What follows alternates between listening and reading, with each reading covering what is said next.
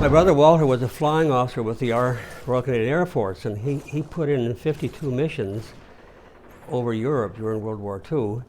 He hunting submarines over the Atlantic and also over Europe.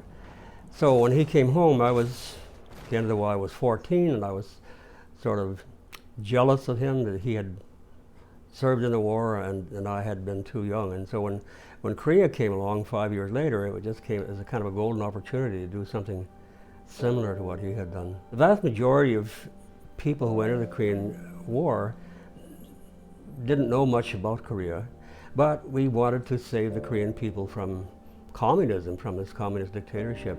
I lied my way in. I went to Winnipeg and I told them I was 19, which you had to be to join the army to go to Korea. And they signed me up. They didn't ask for a birth certificate or anything. They were just glad to get a warm body, I guess.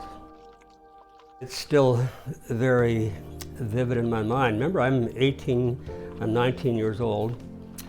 I was with 2nd Battalion, Princess Patricia's Canadian Light Infantry, and we were sent into the front line in February of 1951. It was very cold. It was probably 30 below zero, cold wind from Siberia blowing in.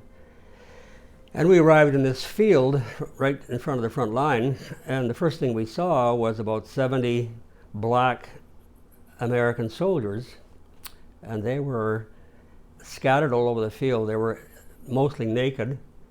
They were bayoneted. There was blood pouring all over.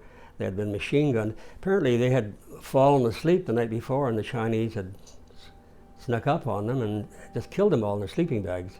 That was Korea. That was the war. Like there was always a smell of death. There was always bodies laying all over.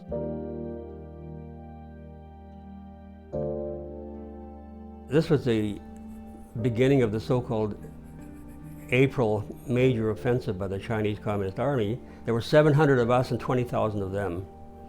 And there was also about 700 Australians immediately to the side of us.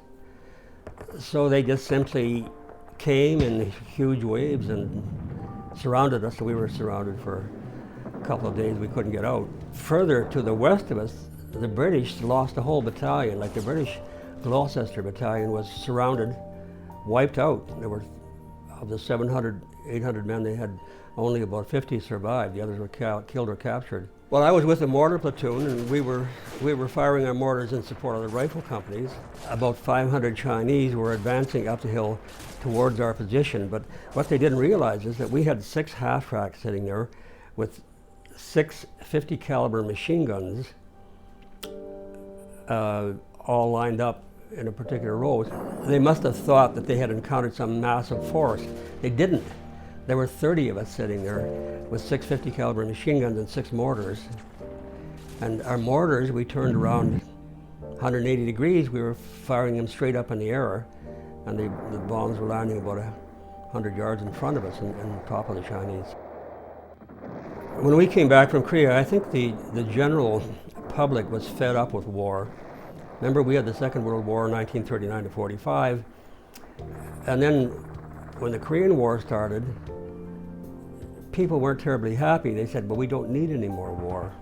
When I came back to Vancouver, there were some ladies from the Imperial Order, Daughters of the Empire, and they gave me a bag of candies and a magazine and welcomed me back to Canada, which I appreciated, but otherwise it was just, there wasn't much there at all.